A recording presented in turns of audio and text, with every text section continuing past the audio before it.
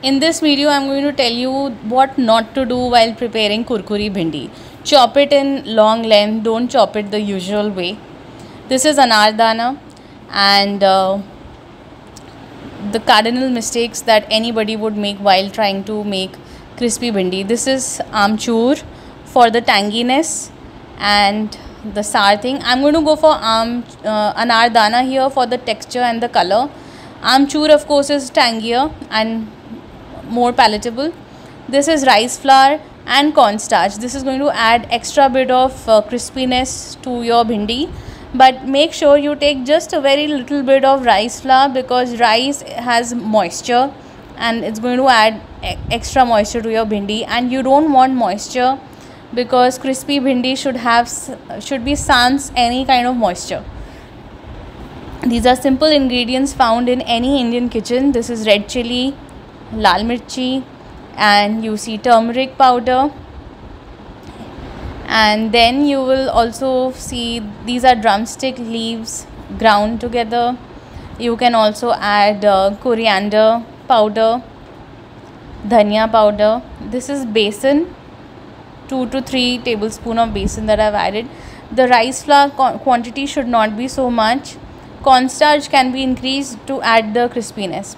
This is anardana for the texture.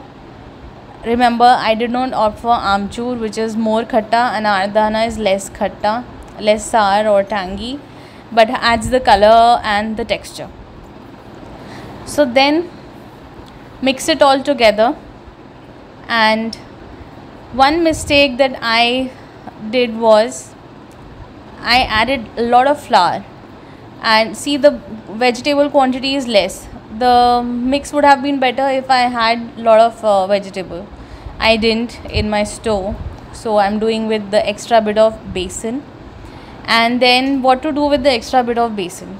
I took a calculated risk and added my favorite ingredients, which are onion and garlic, which is I think present in typical Indian meal, any Indian meal. So I knew that onion is going to add a lot of moisture to my dish, but then I would rather have it a little moist than have it too crispy with the excess of besan, gram flour in it. So, and when you are adding this, you are not supposed to add salt.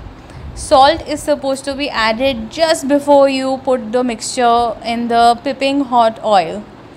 And make sure when you are adding your mixture to the piping hot oil, the oil should not be smoking. One should never reach the smoking point of oil because it is carcinogenic, so don't do this. So salt has been added, and now the mixture has been put in the kadhai. Now health conscious people are not going to deep fry it.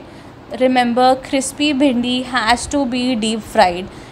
I use less oil, and what has happened to my dish is that it's like it has so much moisture and less oil. When you put your dish in the lot of quantity of oil, the oil will add the crispiness and vaporize the moisture. The kadhai should have been half full with oil while preparing crispy bhindi. This is what I made.